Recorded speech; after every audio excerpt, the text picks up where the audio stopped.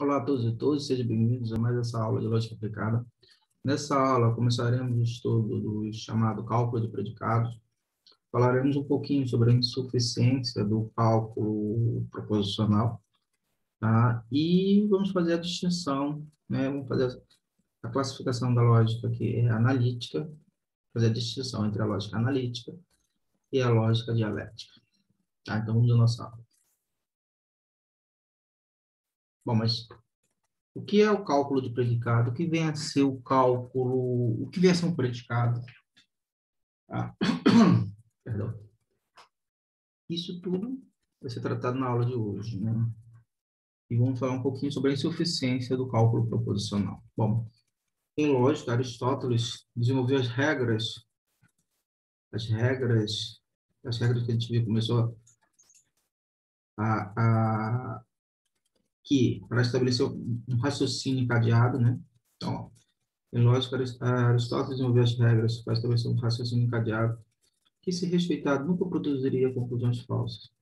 Se a reflexão fosse baseada em premissas verdadeiras, regras válidas, no raciocínio, os elos básicos eram o que eles chamavam de silogismo. Silogismo é um raciocínio dedutivo, estruturado formalmente a partir de duas proposições, premissas, das quais se obtém por inferência uma terceira, uma conclusão.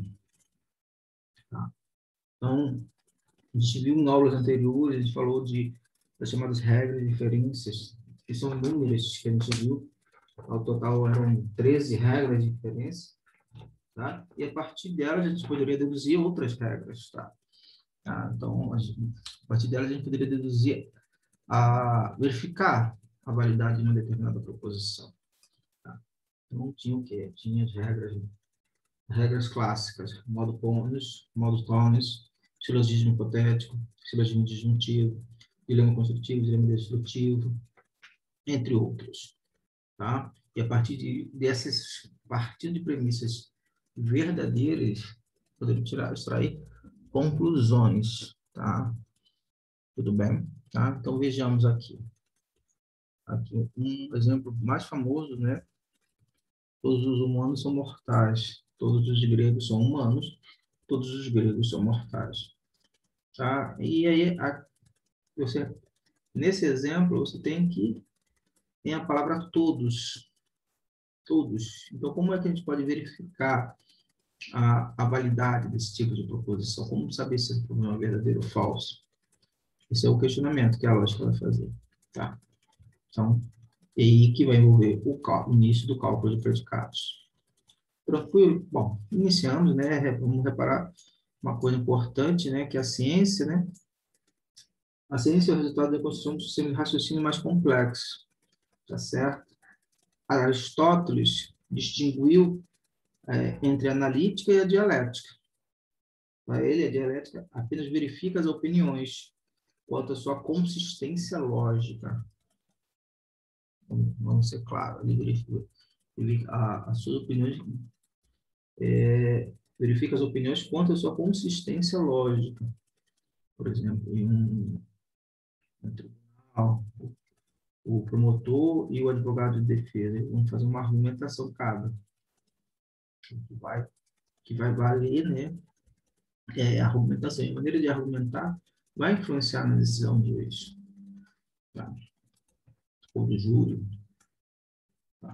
Então, ó, enquanto isso, a analítica trabalhava com coisas, trabalhava dedutivamente com base de princípios que se apoiam na experiência e na observação precisa, ou seja, que não podem ser refutados. Então, a gente pode então separar aqui, eu fiz um quadro aqui, ó, a lógica aristotélica, né? Ela é separada em dialética, é o raciocínio lógico, embora coerente em seu encadeamento interno, está fundamentado em ideias apenas prováveis e, por essa razão, traz em seu âmago a possibilidade de ser refutado e que não pode ser verificado. E a analítica é o raciocínio lógico coerente em seu discurso e é irrefutável. Tudo bem, pessoal? Então, a gente tem essa distinção, tá? Então, a analítica é a lógica que é trabalhada pelo pessoal da matemática, tá? É o raciocínio lógico coerente em seu discurso e é irrefutável. Tá? Bom, vamos à insuficiência do cálculo proposicional, mas repare coisas. Existem argumentos que não podem ser verificados pelo cálculo proposicional. E, por exemplo, ó, vejamos aqui, ó, vou citar alguns exemplos. Ó. O primeiro, todos os homens são mortais. João é um homem, logo João é mortal. Tá? Então, tem a proporção P, Q e R. Chegamos a P e Q implica R. Um outro, todo colega de João é colega de José. Paulo não é colega de José. Logo, Paulo não é colega de João. P e Q, P e Q implica R. Tá? Tudo bem? Repare, pelo cálculo proposicional, não podemos verificar absolutamente nada. Se um ponto P está entre A e B e C, então B está entre os pontos C e A. P implica que, novamente, nessa situação, o cálculo proposicional, não podemos verificar nada a respeito da sua validade. Mas por quê? Por que isso acontece? Tá? O cálculo do predicado vai fornecer instrumentação para os argumentos, como nesses três casos, onde envolve todo, existe. Tá? Então, ó, será uma instrumentação para o estudo dos argumentos, como no caso 1, 2 e 3. A verificação da validade desses argumentos nos leva ao significado das expressões tudo, algum e qualquer. Tá? Repare, em todos os argumentos que a gente utilizou, ou melhor, todas as proposições átomos que a gente tinha utilizado no cálculo, o cálculo de proposicional, a gente evitava propositalmente, né, evitava usar expressões como tudo, para todo, todo, existe. A gente dizia, está chovendo, está ensolarado,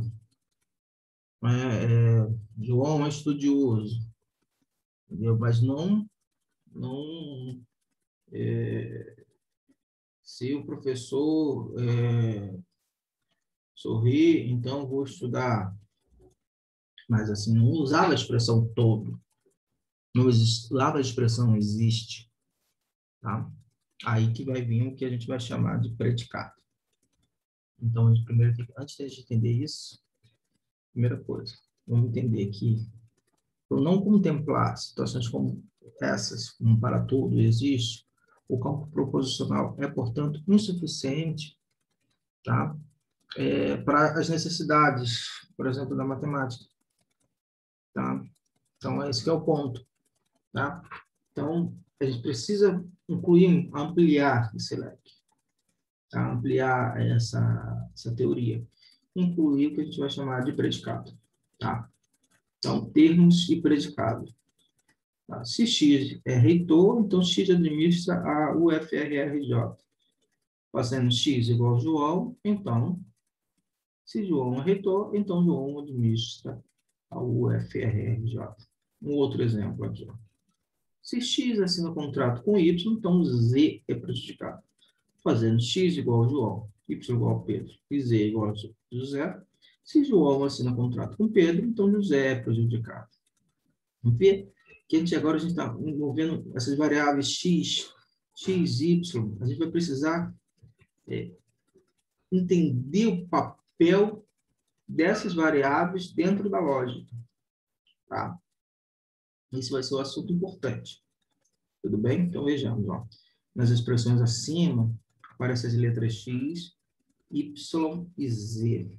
Ok? X, Y e Z. Essas, como já tinha antecipado, vão ser denominadas variáveis. Tá? Quando as variáveis forem substituídas por constantes, então, como nesse caso aqui, ó, repara, eu fiz o que aqui? X igual a João, Y igual a Pedro e Z igual a José. A gente substitui as variáveis por esses nomes aqui. Então, foram substituídos por constantes. Essas funções são semelhantes aos substantivos próprios, ao nome de pessoas. Então, aqui, ó, vamos fazer uma definição. Então, vamos fazer a distinção. Vamos entender o papel das variáveis e das constantes. Né, por aqui. As variáveis e as constantes são designadas pelo nome genérico de termos. Então, a gente já sabe. o que é as variáveis e as constantes. Então, esses serão os termos. Agora, expressões do tipo: é reitor, administra o FRRJ, igual a 8, tá? Deixei uma lacuna aqui, igual a. Isso aí é o que a gente vai chamar de predicado. Gramaticalmente, predicado é o que se diz do sujeito, tá? Como o quarto é azul. Quem é azul? O quarto. O, a, o atleta é forte.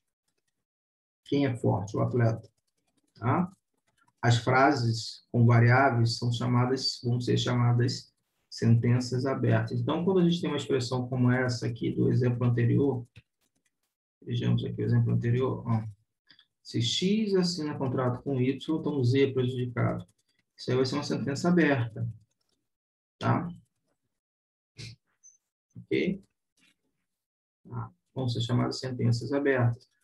Agora, vejamos uma coisa, ó. Então, bom, todos já sabem o que é variáveis, constantes, predicados. E como é que a gente vai denotar os predicados? Através do que a gente vai chamar de letras predicativas.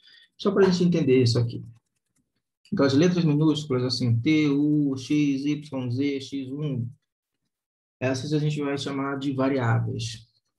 E se elas aparecem em uma proposição, então a gente vai dizer que então é uma sentença aberta.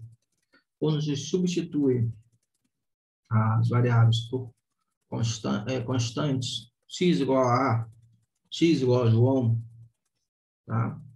Aí, então, a gente vai ter uma outra coisa, tá bom? Bom, mas aí, João é estudioso. Então, você tem a constante João e tem o predicado, é estudioso. Então, esse é estudioso, poderia se dizer, designar esse é estudioso por uma letra, esse predicado por uma letra, e eu vou chamar essa letra de letra predicativa. Ok? Tá? Então, vejamos, vamos continuar aqui. Tá? Então, ó, exemplos, vejamos o primeiro exemplo, ó. X, é estudioso, tem uma sentença aberta aqui. Então, X, ó, o E, ó, então eu poderia designar isso aqui por E de X. Mas o que quer dizer E de X? E de X representa o predicado, é estudioso. Tá? E o X é a variável. Um outro exemplo, uma outra configuração aqui. Ó, X é maior que Y. Então, X é maior que Y. Está envolvendo quantas variáveis? Duas. Você tem duas variáveis. Então, o que vem a ser o predicado aí? É maior que. Tá? Então, eu poderia dizer esse maior que através de uma letra predicativa. Maior que. Tá? E x e y vão ser as variáveis. Outra situação, vejamos. Terceiro, João é maior que x. G mais alto que x. Então, uma constante. O 2 é maior que x. Tá? Aqui é o mais alto. Fácil. João maior que x. Então, João é constante. X é variável. Então, quem representa aqui? Então, você tem maior que. Maior que é o predicado. João é constante. X é variável. X é variável. E eu designei aqui o João, abreviei por J. É a constante. Tudo bem? As letras predicativas vão ser as letras maiúsculas, estão associadas a pesos que são naturais, tá? Então, por exemplo, você vai ter o quê? João é maior que X. Então, você tem o quê? Duas entradas. Peso 2. Você tem que X é maior que Y. Então, o predicado tem duas entradas. Peso 2. X é estudioso. Então, o R representa o predicado, então, uma entrada, que é X. Então, tem peso 1. Tá? Tudo bem? Então, aí uma pergunta que surge, né? Aí quem vai ter o peso zero? Para as proposições dos átomos que a gente viu na primeira parte do curso. Tá? Tranquilo? Então, vejamos, continuando aqui. Então, ó, uma letra predicativa de peso zero, aqui, nessa observação vai explicar isso. Uma letra predicativa de peso zero identifica-se como uma das variáveis proposicionais. Tudo bem? Uma letra de peso 1 chama-se letras predicativas monoádicas, de peso 2, diádica, de peso N, N-ádica, que pode ser indicado por AN. Tranquilo, tudo bem? Tá? Terceiro. Quarto. Para cada peso, suponhamos que existem infinitas letras predicativas. Então, para cada peso, ó, tem peso 1, peso 2, peso 3, peso 4. Então, a gente vai supor que tem o quê? Infinitas letras predicativas, que não vão ser especificadas, que ainda aqui existem variáveis individuais distintas. E não faremos qualquer hipótese quanto à coleção de constantes. Para cada peso, vamos ter infinitas letras predicativas. Tá? Tudo bem? É um contexto aqui mais amplo, né? Tá? Tudo bem? Bom, e agora a gente vai expressar, né? Agora a gente vai usar o predicado, as variáveis, as constantes, e com isso a gente vai juntar com os conectivos que a gente está habituado, negação, e ou condicional, bicondicional, tá certo? E a partir daí obter novas expressões, novas fórmulas. Essas fórmulas a gente vai chamar o nome de fórmulas atômicas. Tudo bem? Tranquilo isso? Então, a fórmula atômica de peso N, vamos ver aqui, ó, vamos definir aqui uma fórmula atômica, é uma letra predicativa, é um predicado de peso N, tem peso N, ou seja, tem N entradas, seguido de N, que N ocorrência dos termos, variáveis ou constantes. Não basta ter apenas a letra predicativa, tem que ter as ocorrências disso, tá? Que vão ser variáveis ou constantes. A primeira observação aqui, eu já tinha mencionado, vai ser aquela utilizando os conectivos, então, a partir daí você pode obter novas fórmulas compostas.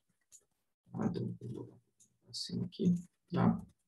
E, com base nisso, vejamos ó, expressões como essa aqui. Tranquilo, ó, então, ó, negação ó, de AX e PX, AX ou B de X, expressões como desse tipo aqui. Ou a combinação de mais, né? Mais de um conectivo, tá? Dada uma fórmula composta ou não, na qual figurem, por exemplo, as variáveis x podem ser substituídas por constantes A, B e C. Foi o que a gente fez aqui. Voltando aqui, ó, onde a gente viu. Onde foi? Acho que foi nessa aqui. Aqui. X assina contrato com Y, então você tem as variáveis, eu posso substituir. Tem uma fórmula aqui, predicativo, tá? Então, aqui, assina contrato com Y. Então, eu poderia dizer CX, então, PZ. PZ é prejudicado, tá? Então, assina contrato, né? O XY, poderia expressar isso aqui dessa forma, vamos ver, vamos escrever aqui. Ó, só para a gente poder desenhar aqui. Sim, ó, tá vendo? Assina contrato, ó, isso aqui, deixa eu marcar aqui. Aqui, ó, tá vendo? Com Y.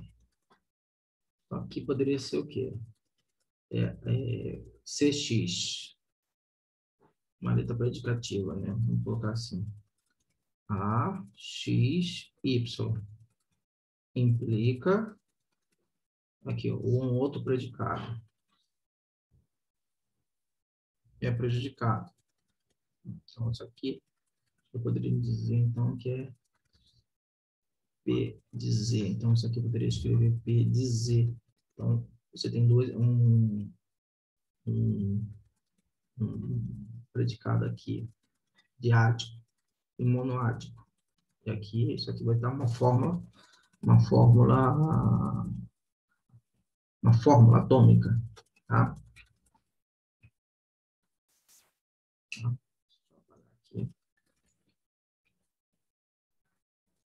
Aqui, vejamos, é isso. Tá? Voltando aqui, então, voltando, ó. Então, uma fórmula atômica é uma letra predicativa com peso N, seguido de N ocorrência dos termos variáveis ou constantes. Então, você tem uma fórmula diádica, tá? E que você tem as ocorrências, né? No caso, X e Y, naquela situação que eu falei. Tudo bem? Tranquilos, tá? Vejamos, continuando aqui. Então, 2, ó. 2, dada uma fórmula composta ou não, na qual figuram, por exemplo, as variáveis x, y, z, que podem ser substituídas por constantes A, B, C, ser representado fx, y, é a fórmula que resultante vai ser f de A, B e C.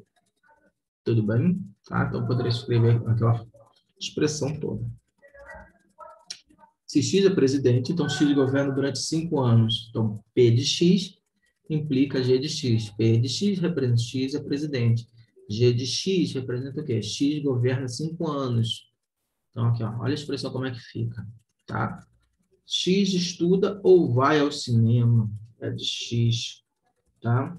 Então, aqui, ó, é de X ou C de X.